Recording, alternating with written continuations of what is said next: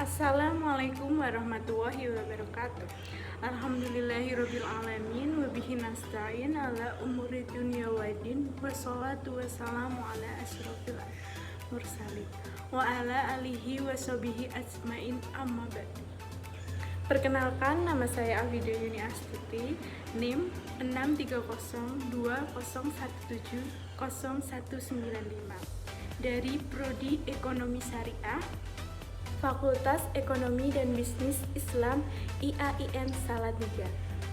Di sini saya akan membahas tentang studi kasus sengketa dagang antara Indonesia dengan negara sesama OKI. Ya, langsung saja yang pertama kita akan bahas sejarah OKI. Indonesia bergabung dalam berbagai organisasi internasional. Salah satunya yaitu organisasi internasional tertua, yakni Organisasi Kerjasama Islam atau OKI. OKI sendiri merupakan organisasi internasional terbesar kedua setelah Perserikatan Bangsa-Bangsa atau yang biasa disebut dengan PBB. Berdirinya OKI pada awal dilatar belakangi oleh keprihatinan negara-negara Islam atas berbagai masalah yang dihadapi oleh umat Islam. Salah satunya yaitu pembakaran Masjid Suci Al-Aqsa pada tanggal 21 Agustus 1969 oleh Zionis Israel. Kita akan mempelajari terlebih dahulu yaitu konsep sengketa dagang itu sendiri. Ya, pengertian sengketa dagang menurut buku Sekilas WTO terbitan Kementerian Luar Negeri bahwa sengketa dagang dapat muncul ketika suatu negara menetapkan suatu kebijakan perdagangan tertentu yang bertentangan dengan komitmennya di WTO atau mengambil kebijakan yang kemudian merugikan kepentingan negara lain. Yang selanjutnya yaitu konsep penyelesaian sengketa di WTO. Dalam pengambilan sebuah keputusan terkait berbagai isu atau sengketa, kebijakan akan diputuskan oleh negara-negara anggota yang saling berdialog, bukan oleh WTO. Fakta bahwa penyelesaian sengketa didasarkan pada perjanjian WTO itu sendiri berarti ada dasar yang jelas untuk menilai siapa yang benar atau siapa yang salah setelah penghakiman dibuat. Perjanjian memberikan fokus alternatif untuk tindakan yang perlu diambil selanjutnya. Yang selanjutnya yaitu ada konsep dumping.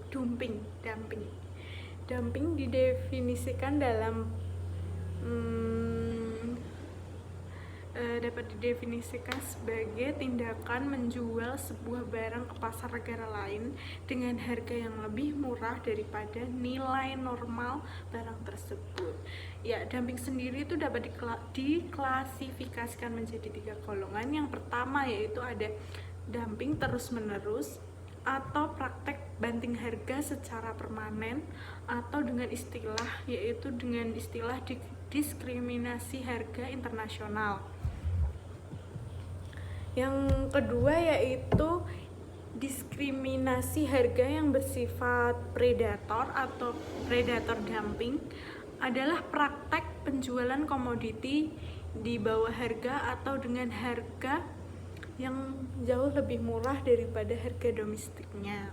Yang terakhir yaitu ada dumping sportis atau sportis dumping adalah suatu penjualan barang atau komoditi ke luar negeri dengan harga yang sedikit murah dibandingkan harga pasaran domestik.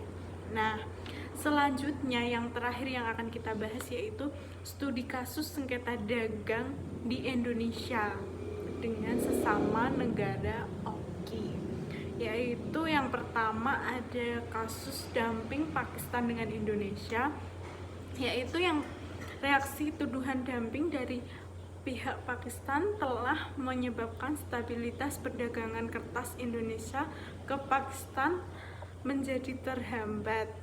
beberapa perusahaan dalam negeri tidak dapat melakukan kontrak jangka panjang dengan perusahaan di Pakistan, dan secara khusus Indonesia mengalami produsen di Indonesia mengalami penurunan.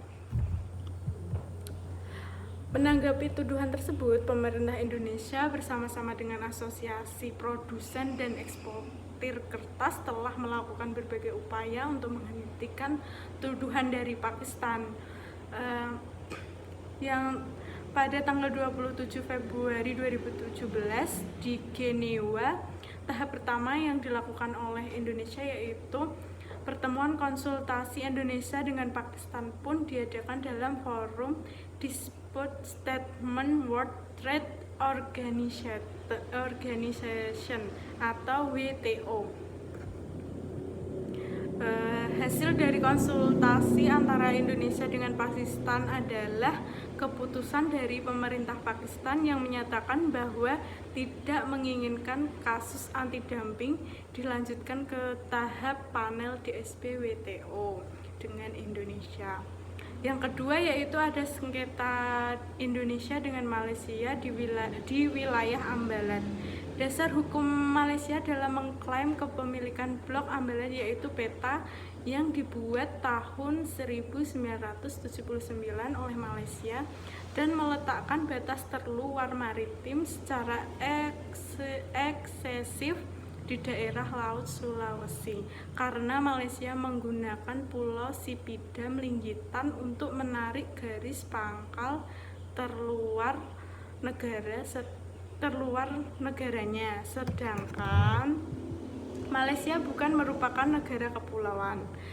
Klaim yang diajukan Malaysia terhadap blok Ambalat sudah sesuai dengan ketentuan hukum laut internasional dan menggunakan momentum kepemilikan atas Pulau Sipidam Linggitan yang sebelumnya memang disengketakan. Penyelesaian klaim Malaysia dengan sengketa blok Ambalat adalah Indonesia dan Malaysia menurut hukum laut internasional, yaitu dengan memberikan kebebasan bagi kedua negara untuk memilih prosedur yang diinginkan sepanjang disepakati bersama. Langkah-langkah hukum yang dilakukan Indonesia dalam menghadapi klaim Malaysia atas pembatasan wilayah Ambalat terdiri dari strategi diplomasi luar negeri dan pengaturan perundang-undangan. Nah, itu tadi pemaparan materi dari saya. Kurang lebihnya mohon maaf. Sekian, terima kasih. Wassalamualaikum warahmatullahi wabarakatuh.